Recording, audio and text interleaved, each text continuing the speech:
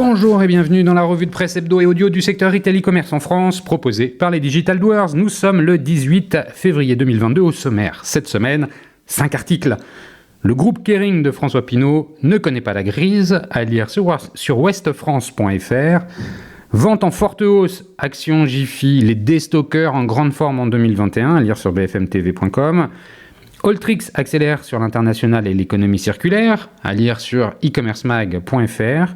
Premier pas dans le métaverse pour le groupe Casino, à lire sur acturetail.fr. Et enfin, Magimix part en live shopping omnicanal sur e-marketing.fr. Je vous le rappelle, sur le site lesdigitaldoers.com, vous avez accès à une revue de presse qui rassemble les articles publiés dans la semaine sur les sites de news de notre écosystème. Vous pouvez vous y abonner pour recevoir chaque vendredi un digest de l'actualité dans votre boîte email. De cette revue de presse, je vous lis sans interprétation une sélection de quelques articles qui m'ont semblé pertinents à partager. Avant de commencer, un petit message, avec les Digital Doers, je produis et anime des chaînes de podcast pour compte de tiers, c'est-à-dire pour vous qui écoutez cette revue de presse, acteurs de notre écosystème. Si vous souhaitez animer la prise de parole sur votre marché, c'est l'occasion d'inviter des clients et des prospects à venir converser avec vous et moi autour de votre proposition de valeur. Alors si vous êtes intéressé, contactez-moi. Enfin, un tout dernier message, je vous invite à écouter l'épisode 131 avec Thomas Hervé, le fondateur de Wopilo, la DNVB qui révolutionne l'oreiller. Une histoire d'entrepreneur qui va vous faire rêver. Alors bonne écoute, évidemment, toujours sans coupure. Chers auditeurs, vous connaissez tous la célèbre plateforme française PrestaShop. Cette solution complète et innovante pour créer une boutique en ligne a déjà été choisie par plus de 300 000 e-commerçants dans le monde pour son efficacité. Aujourd'hui, je veux partager avec vous la solution de paiement PrestaShop Checkout. Vous le savez car nous en avons déjà beaucoup parlé ici, le paiement est un moment clé dans le tunnel d'achat. Selon une analyse faite par PayPal, l'année dernière, 50% des acheteurs quittent un site e-commerce si leur moyen de paiement préféré n'est pas proposé. Moins il existe de friction et plus la transformation est forte, je ne vous apprends rien. Par ailleurs, qui n'a pas rencontré des challenges techniques pour intégrer une ou plusieurs solutions de paiement ?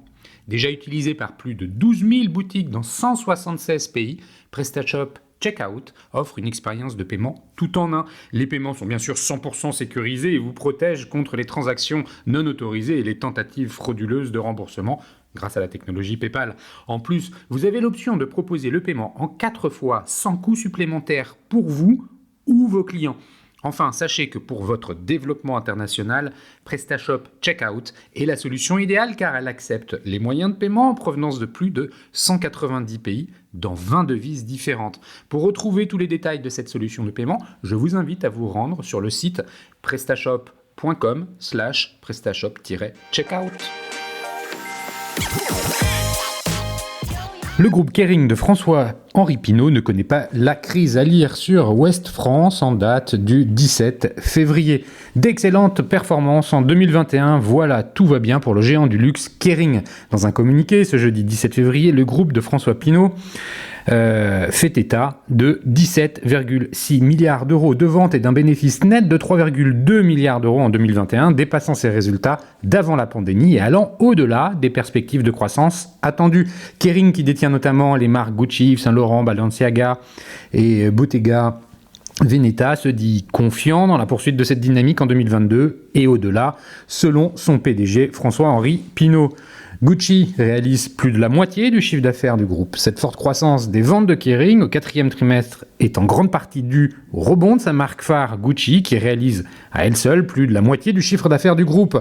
Le poids de Gucci au sein de Kering a alimenté les spéculations selon lesquelles le groupe envisagerait une acquisition majeure pour transformer son portefeuille, d'autant que son grand rival LVMH a mis la main l'an dernier sur le joaillier américain Tiffany pour 15,8 milliards de dollars.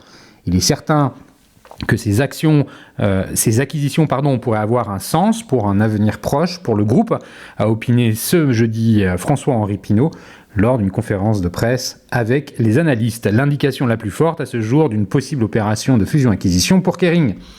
La sortie du film House of Gucci a accru l'exposition de la marque. Après avoir réduit ses dépendances publicitaires et autres en 2020 face à l'émergence de la pandémie, Kering a relancé ses investissements marketing pour doper la croissance des ventes de Gucci, une stratégie qui a particulièrement porté ses fruits en fin d'année dernière avec le lancement de la nouvelle collection Aria.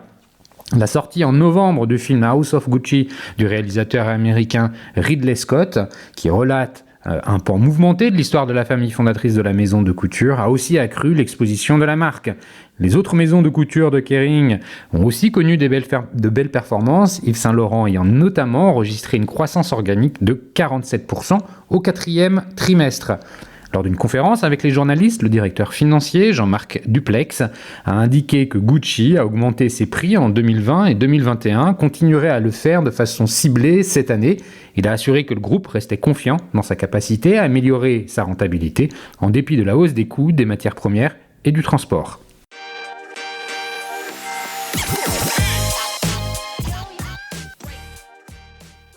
Vente en forte hausse, Action, Jiffy, Stockomanie, les déstockeurs en grande forme en 2021, à lire sur bfmtv.com en date du 17 février. Les enseignes de déstockage ont réalisé 1,3 milliard d'euros de chiffre d'affaires supplémentaire en 2021 sur les produits de grande consommation, le frais libre-service en hausse de 39% par rapport à 2020.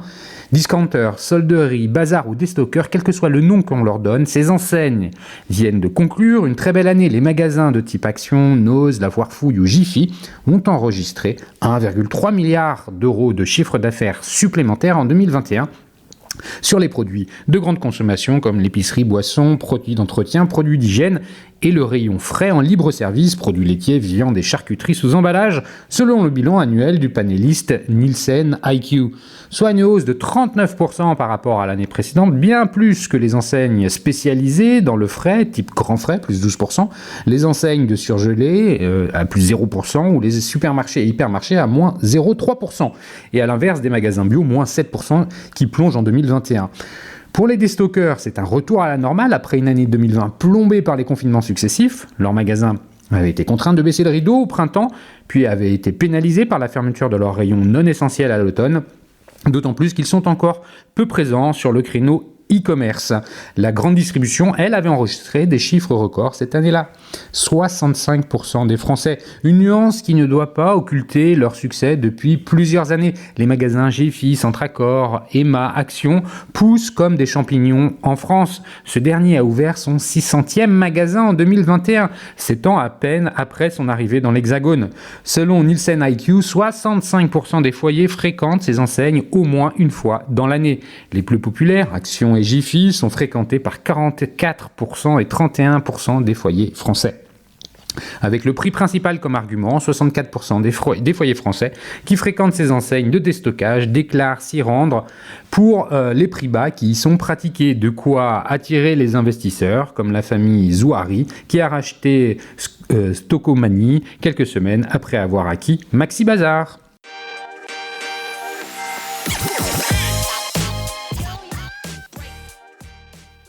Alltrix accélère sur l'international et l'économie circulaire, à lire sur e-commercemag.fr en date du 17 février. Lancé en 2008, le site multimarque de sport a enregistré une hausse de 30% de son CA en 2021 à l'appui d'une qualité de service et d'un catalogue élitiste. Le site se déploie aussi à l'international. Le Point, avec Gary Ensens, son fondateur. Comment vous positionnez-vous sur le marché ? Avec 170 000 références et plus de 850 marques, Alltrix est un site marchand positionné sur le vélo, le running et l'outdoor. À cela s'ajoute une offre de vendeurs tiers. Le panier moyen est de 120 € et 75% de notre CA, 171 millions d'euros en 2021 au total, repose sur la vente de vélos, segment historique de notre activité. La société a expédié plus de 2,9 millions d'articles sur l'année 2021 et attire 54 millions de visiteurs par an sur son site. Mais ce qui fait notre particularité, c'est l'offre de services que nous proposons. Alltrix est un écrin pour des marques triées sur le volet. Nous avons tissé des liens très forts avec certaines d'entre elles en co-créant des contenus communs, en proposant des expériences aux clients et en partageant des commentaires utilisateurs, mais aussi des services d'études de la foulée et d'études d'études posturales et un atelier dans chaque point de vente. Notre service client est disponible 6 jours sur 7, accompagné d'un chat communautaire. Enfin, nous proposons une livraison express le lendemain matin à 9h pour toute commande passée avant 18h en France, mais aussi en Espagne, en Italie, en Allemagne et en Belgique. Elle est offerte à partir de 100 € d'achat. Nous testons même dans 37 départements un délai de commande étendu jusqu'à 19h30, un programme premium qui permet de pousser le délai de retour à 100 jours. Comment avez-vous atteint ces objectifs ? Durant les confinements, nous avons réussi à maintenir les stocks et les livraisons. En 2021, le site s'est positionné sur l'occasion en rachetant Troc Vélo, leader de la vente en C2C. Et puis nous avons dédié une équipe en interne, Second Life, 6 personnes, pour permettre à nos clients de mettre en vente leurs vélos ou de les reconditionner. Cette activité en lien avec l'économie circulaire est une stratégie forte de diversification du site. Je suis convaincu que dans 4 ans, le poids du C2C et du reconditionné sera au moins égal à celui du commerce de produits neufs. Autre point fort, notre stratégie Figital aboutit. Avec 6 magasins propres, Alltrix a développé sa stratégie en retail en 2021 avec un rythme soutenu, marqué par l'ouverture de 4 stores à Aix-en-Provence, Annemasse, Toulouse et en Île-de-France. Le magasin historique de Coignères est passé de 480 à 1200 mètres carrés. Bordeaux et Lille vont accueillir également la marque en 2022. La construction en cours d'un second entrepôt à Châteaudun de 25 000 m² accompagnera la forte croissance d'Alltrix. Quelles sont vos ambitions à horizon 2025 ? Nous livrons dans 70 pays. Nous visons 40% de chiffre d'affaires réalisé à l'international, Allemagne, Italie, Espagne, Portugal et Belgique.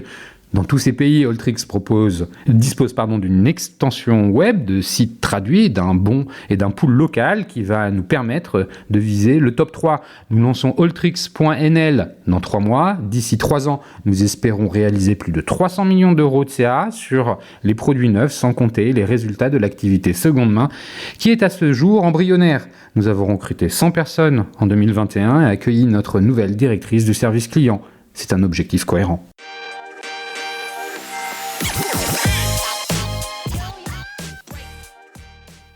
Premier pas dans le Metaverse pour le groupe Casino, à lire sur actu-retail.fr en date du 17 février.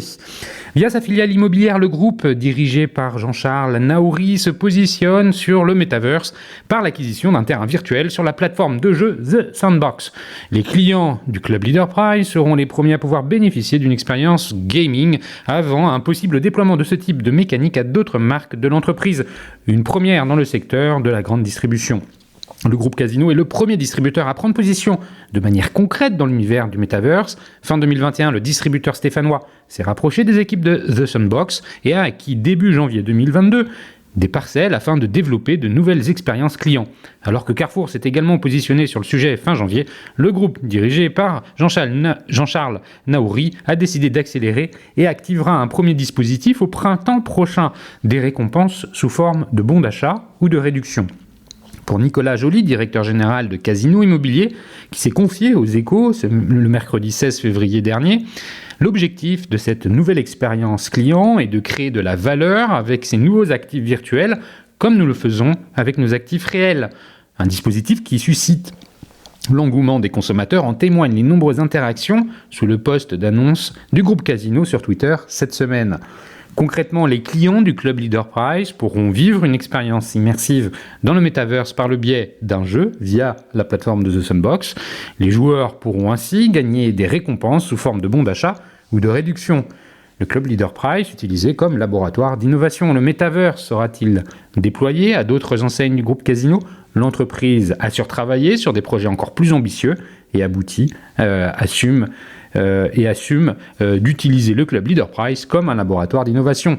Nous apprenons en marchant, précise Nicolas Joly aux Échos.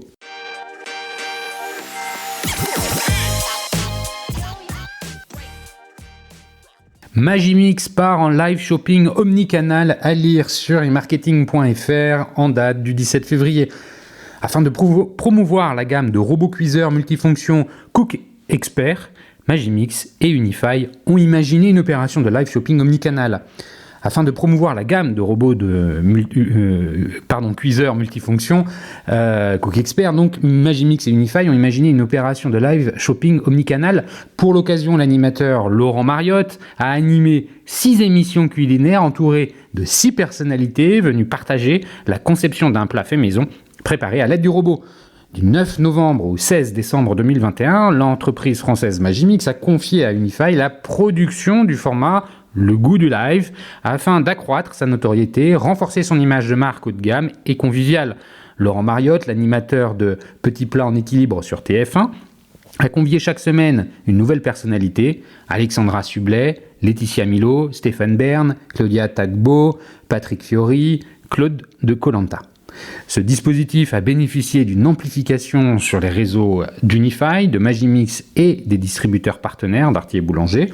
Pour amplifier leur visibilité, ces lives étaient diffusés simultanément sur les sites et les pages Facebook de Marmiton au féminin, Les Numériques et Magimix.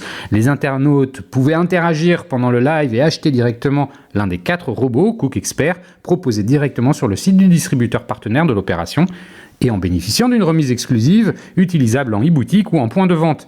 Un important plan de médiatisation complétait ce dispositif média, content, emailing, social. Les live shopping ont été également médiatisés par un spot de 15 secondes créé par Unify, diffusé en TV segmenté sur TF1 et les chaînes TNT du groupe TF1 et complété d'une campagne digitale sur MyTF1. Magimix est devenu ainsi le premier annonceur en TV segmenté sur l'univers de l'électroménager haut de gamme. Avec plus de 500 000 impressions cumulées, la campagne en TV segmentée et sur MyTF1 a été le 3e levier en termes de création de trafic sur l'opération. Côté résultat, un total de 1,8 million de viewers. L'opération a généré pour la marque un ROI média de 6, un impact sur les ventes e-commerce de la boutique en ligne Magimix, un impact sur le Drive to Store, un gain de notoriété de 17 points pour les robots Magimix.